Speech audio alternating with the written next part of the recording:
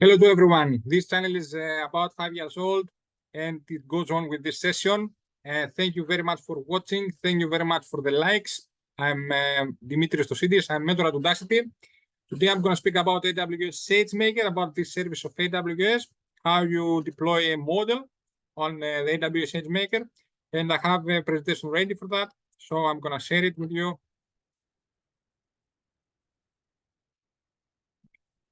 So today's subject is deploying a model using SageMaker. And my name again is Dimitris Tosidis, and this is machine learning with AWS. Okay, this is the main lesson. This presentation has three main parts. The first part is the SageMaker Python SDK approach. So how you can deploy with this Python SDK that the AWS SageMaker has. You have a high-level approach. It has a lot of APIs, so you can use this API in order to deploy your model in an easy manner and not worry about the details. Okay. The second part is about the AWS SDK for Python. This is an AWS SDK which is a low-level approach. This is going to show you the details. You're going to see the traffic if you want in the CloudWatch. And of course, if something goes wrong, you can see also the errors. Okay, so you have an approach that it is very tight to the model. Okay, and the third part is about using an endpoint. So you are deploying an endpoint, how you can use it, how you can make an architecture, how you can use a lot of AWS resources and services in order to take the best out of it, which is an overview about the architecture of small and not only small projects. Okay. First, I would like to say that we have shown in a previous session about how to train and make a model with these two libraries on the AWS SageMaker. So you may train your model with the Python SDK. You may train it with the AWS SDK. You may deploy it with the Python SDK. You may deploy it with the AWS SDK. Okay, but you can also make a mix out of them. So if you want to train the model with the Python SDK in an easy manner, and you don't worry about the details, you may do that. And after that, you may also you can also deploy the model with AWS SDK. If you want to see the deployment, how it runs, how the traffic goes on, and so on. So you can mix them inside the project. So you don't have to make a project and to follow only one of these libraries. You can include both libraries inside the project, and you can use both of them, one for the training, the second for the deployment, and so on. Okay, so this is a detail that it's very crucial for some projects if you want to see the endpoints, how they are doing and how the traffic is going on, and so on. And of course, it is on to you if you want to see the details or not. Okay, so let's go to the first approach. So the first approach is about it is using the estimator API, which is about the Python SDK. And about the first approach, you have trained the model already with an estimator object, and you have made an estimator object which has your trained model, and you have to deploy it in order to use it. Okay, so what is actually deployment? A deployment is you have a Docker image that has inside it the model, the code of the model, and it runs continuously. So it has a service that runs your model.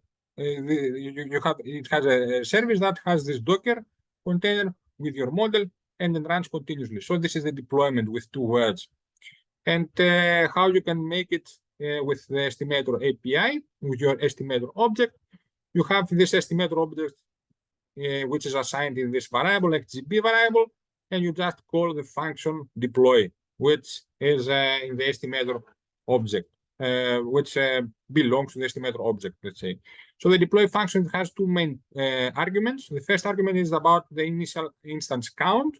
So in this here assignment, you are going to use only one instance for the deployment. And the second one is the instance type. So which type is the instance? So the instance is the ml.m4.extra large. So you have an extra large instance in order to deploy your model. Okay. So with these two arguments, the function is going to deploy the trained model, and you assign it to the XGB predictor. So the second thing is the name of the deployed endpoint. So this XTB predictor, which is again an estimator API, an estimator object again, has a property endpoint, and you can retrieve with this the name of the endpoint. Okay, and of course after that, if you have deployed the model, you have afterwards to use it. You can use it actually. So here you have to prepare the predictor, this estimator object, about the input data. So you're gonna give some input data, and you're gonna make a prediction according to this data that you gave it. The predictor has here another property, content type. So you have to regulate this content type, and I assign here the text CSV value to this content type, this property. Okay, so I'm gonna give data in a text format, in a CSV format, okay, comma separated values, which is a kind of text. Okay, and after that, I have to assign the serializer. So I have to use a serializer in order to serialize the data. And this serializer is the CSV serializer. This is the value which is going to assign to the serializer property. And this is this is going to be used by the estimator object. Okay, so after we have assigned the content type and the serializer, we are ready to give the data for the prediction. And how we can predict? We can predict with the function predict. Okay, very easy to understand. So here we have the estimator again object, which is it has a deployed model here. And dot predict, we call the function predict, and we give here the test values of this input to take the prediction out of them. Okay, and at the end we decode this data in order to be in format of UTF-8, which is the appropriate format for our model. Okay, so here the YPred has the prediction, which is done from the which is made from the model that we have gave these values. Okay, so the most important thing at the end, you have deployed the model, you have used it, you have gotten the prediction, but of course, what you have to do, it costs a lot, you have to delete it. Okay, because if you get the prediction, you don't have to let it run. So we delete the endpoint with this. We have here the estimator object, XGB predictor, and we call just the delete endpoint. And we delete this object. Okay, and the model that is with it. So here we have seen with these three functions how we can deploy and make a prediction of the model with the estimator API and how we delete it. So this is done very easy and very fast. Let's see the second approach. The second approach is about the AWS SDK. So we are using some functions of AWS which are generating the resources. We are calling the services and they are generating the AWS resources. Okay. So here, the first thing that you have to do with this AWS SDK is to construct the endpoint configuration. So here you got the session class, which is the main class that has all the functions, which is our session. And we have to make a SageMaker client. We have to make the client in this section, which is a subclass of the session. And this subclass has this function create endpoint config. Okay, this is the configuration. So we make with one function the configuration. Okay, which you can use it inside an endpoint or inside another endpoint and so on. So the configuration is independent from the actual endpoint. And we can see inside it how it is. So this create endpoint config has two main arguments. The first argument is the endpoint config name, okay, which we give the configuration name here. And the second one is the product variants. So what are the variants out of this configuration? So here, as you can see here, it is an array which has inside it the argument. Here, this argument is an array which has inside it a dictionary. This specific is one dictionary, so it is an array of dictionaries. So you may have one dictionary or even more, two or more. Okay. So if you have a lot of models, you may make not only one dictionary, you may make more dictionaries. One dictionary illustrates a model. For one dictionary for its model, let's say. Okay, so here you have an instance type about again about the model that you're gonna deploy. And distance type is ml.m4.extra-large. So this is a type of extra-large instance. Okay. And after that, you have an initial variant weight, which is 1. So if you give a lot of, if you make a lot of dictionaries here, you have a lot of models, you give the input data, but how this input data are going to be distributed around the models, you have to assign it here. So here you assign, you define that this model, this instance has a weight of 1. So if you have a lot of dictionaries and you give to all of them initial variant weight 1, all the models are going to take the same proportion of the same amount of data. Okay, so all of them have the same weight. This is the main thing. And after that, you have the initial instance count. So how many instances you want for this deployment. At the end, you give the model name. And of course, you give the variant name about the all traffic. So if you want all traffic or not. Okay, so this is a configuration of one model that you're going to deploy. You may give a lot of dictionaries if you want more models. Okay, and the second one, if you are doing this, a service, AWS service is going to be run, and an AWS resource is going to be created inside the AWS SageMaker. Okay, so this is going to be found inside, let me show this, inside the AWS SageMaker. Okay, so here in the previous session, I have shown this tab with the training job and so on. Today, we're going to speak about the inference section here. So here you have the models already here that are going to be, that are defined. And here you have the configurations that are going to be made out of this code snippet, out of this function, create configuration that I have shown before. Okay, let's go back. So about out of this create endpoint configuration, a specific service is going to run, which is the configuration on the AWS SageMaker. The second function is create the endpoint. So you have the configurations and you are ready to create an endpoint. So you are going to create one endpoint, but the configuration, of course, you can use it in other endpoints too. Okay, so this, the configuration and the endpoints are two independent services that are running on the AWS SageMaker. So here you create an endpoint with this configuration at first. And this is again the session class, the SageMaker subclass, which has again the function create endpoint. And here you give here the unique name. You have to find a unique name and you create a unique name out of that because a resource of AWS is going to be reserved somewhere on the planet inside the availability zone, of course, that you have defined in the AWS account and or inside the AWS SageMaker and inside your configuration of the AWS SageMaker, of course. So you have to have here a unique name in order for the resource to be created.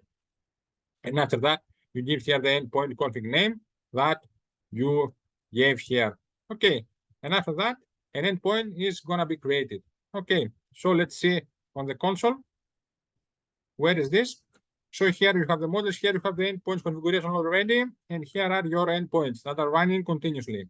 Okay, so here you're going to see the endpoints that are running. Okay, let's go further. So these are the two steps, two functions that are you can use in order to have the deployment. Okay, let's go further. So how you can use this deployment? You can use with you have to invoke the endpoint in order to use it. Okay, so you have some data, and again you have the session here class, the SageMaker runtime client subclass. Okay, which is the runtime client this time. And here you have a function invoke endpoint. So here you have your SageMaker, AWS SageMaker instance that is running with the whole code, trainings, models, endpoints, and so on. And you invoke the specific service that has the deployment. You invoke it. How you can invoke it? You give here the endpoint name.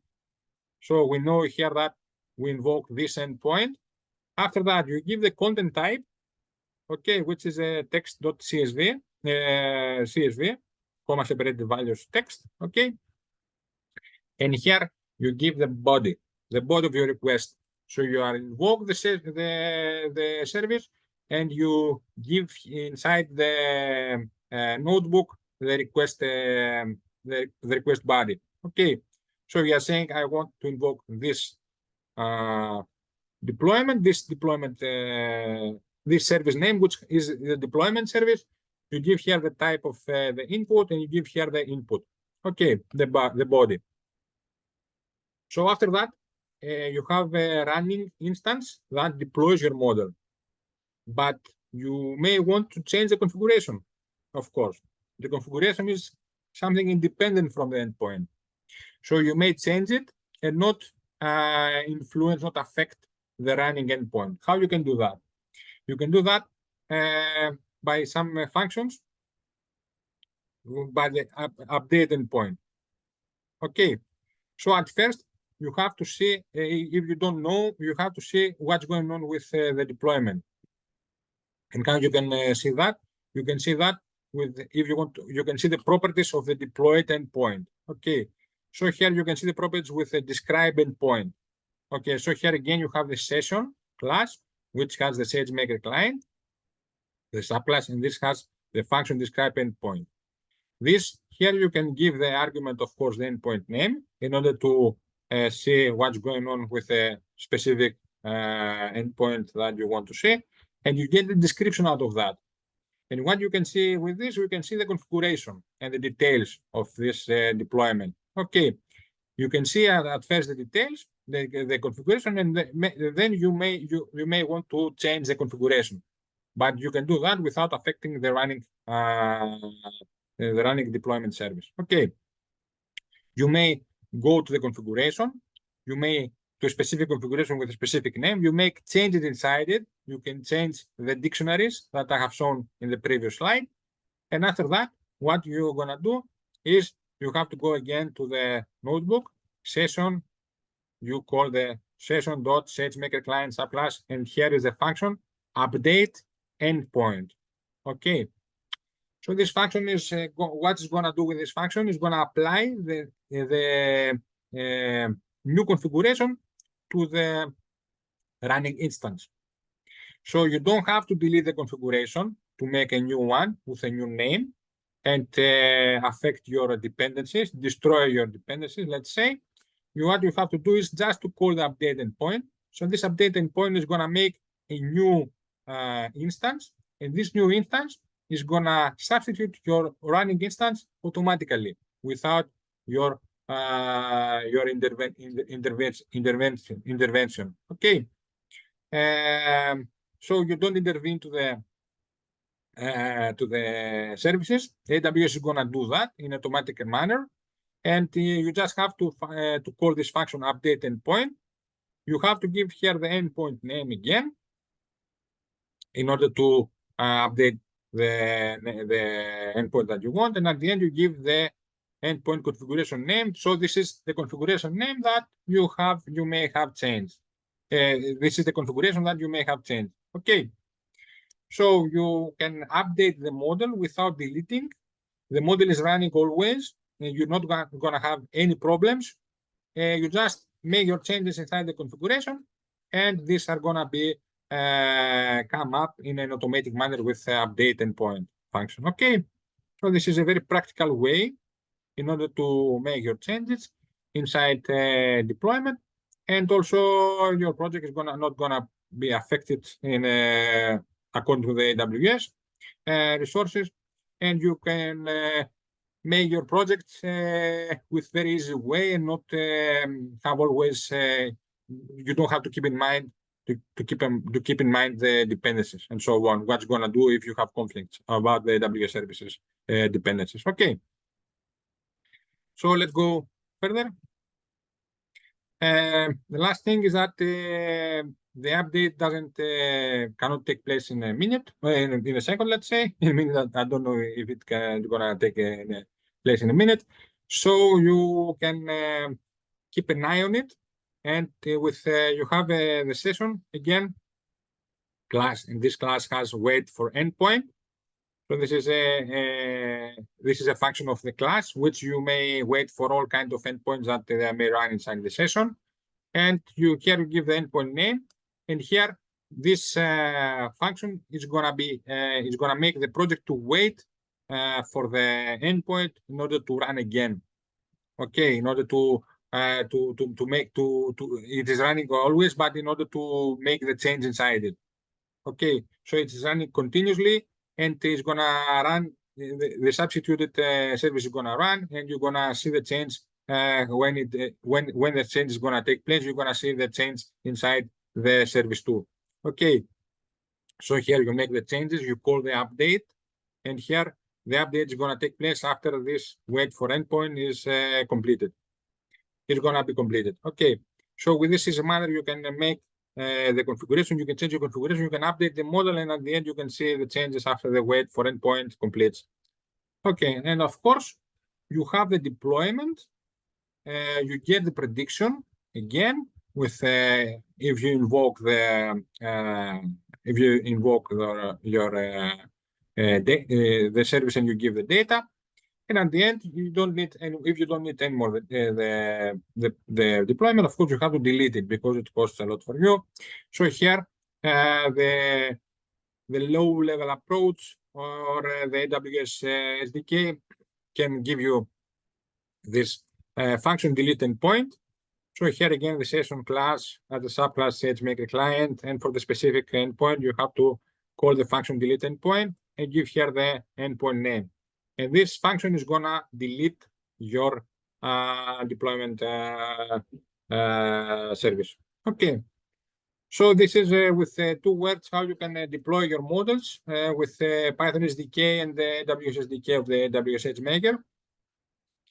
Last but not least, I want to show you this, let's say, overview. So how you can make an endpoint, how you can use it. So it is very nice to use it inside the notebook, but you can also trigger more than one services, and you have much more complex and easy and more competent architecture, because you may have bigger capacities, smaller waiting time, and so on. So you may want to combine more than one AWS services in order to get the functionality of all of them in the easy manner. So here you may have you may want to use S3 buckets, okay, API gateway service, S3 service, and also of course Lambda service. So for the S3 buckets, I have spoken in a previous session inside the AWS storage. So it is a service that has to do with data and data storage, okay? And also about Lambda, I have also spoken in a previous session how you can write code in an easy manner and call it, and you can make asynchronous events with the Lambda functions, and how you can use it. I have shown it in the previous session. So in the next session, I'm going to show specifically about the API gateway and how you use it, and how practical it is for all of kind of projects with our AWS. So here it is a scenario how you can make an architecture, and how you can make a project with AWS SageMaker. So here you got the user, and here inside an S3 bucket you have the static web hosting. So you have you can host your website, and you can host a starting page with an HTML, let's say. So this gonna be let's say your API form for your project, and the data that you're gonna give. And here you can make, of course, an API gateway. You can here make an API which has a user interface, which can use the user interface of the S3 with the data, with HTML data of the S3 bucket. And this API gateway can, of course, trigger the Lambda function. Okay, so here inside the Lambda function, you can connect it with the API gateway, in order to be used from the API gateway. So the input of the API gateway can go to the Lambda function. So if you have, for example, a button inside the form, or what you have an HTML form in the S3, you can use it from the API can use this button, and this is gonna trigger the Lambda function. So here the Lambda function can have the invoke method, the invoke endpoint that I have shown in the previous slides, and this invoke endpoint, which is in the Lambda function, can send the data to the model here of the AWS SageMaker. So these are 4 services in a row which can be used. So you can use the capacity of S3 buckets. You can use the easy manner API gateway without writing a lot of code. And of course, you can use the easy manner Lambda functions. You can have asynchronous events that can be triggered, just like button pushing and so on, and data processing. And of course, you can invoke here the model. And the model, of course, it is here in an AWS SageMaker. So here you have a decoupled architecture. Each service here has its own role, and the AWS SageMaker doesn't have everything to do everything in a slow manner, let's say, and of course not with a lot of capacity and so on. So every AWS service is specialized to something. You can use all of them in order to make your AWS SageMaker, in order to make your machine learning project inside the AWS. Okay, and at the end, the model makes a prediction, sends back to the Lambda function the result, and at the end, the API gateway shows you the result in the form that it had from the S3 bucket. Okay, and at the end, the user can see that inside the API gateway the result of the prediction. Okay, so here we have the input here. So the code is hosted here. You have the hosted code here, and it can run inside the API gateway, and it can show you the form that you're gonna give you the data. Here the Lambda is triggered after the button pushing, and here the model is gonna be used after the Lambda invokes it. Okay, and after that the model gives back the result. The Lambda sends the result to the API, and you can see that the user can see that on the API. Okay, so this is from the Thomas Hacks AWS blogs. If you want more about the last part of the presentation, you can see the build a serverless frontend for an Amazon SageMaker endpoint. It is a very easy way to make frontends in order to be used on the Amazon SageMaker endpoint. That's all for now. Thank you very much for watching, and see you in the next session. If you have any questions, you can write them down in the comments. Thank you very much, and keep in touch again.